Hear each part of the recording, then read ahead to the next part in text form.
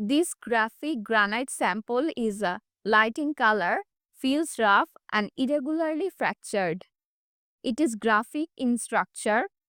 The sample is holocrystalline, fanary, medium to coarse grained, inequigranular, poikilatic in texture.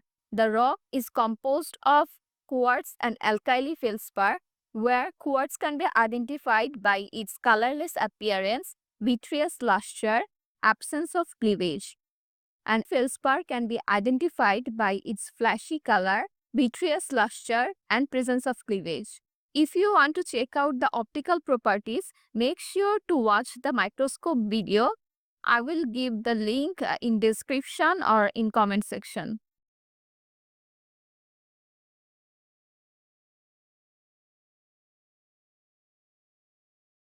That's all for today. See you in our next video.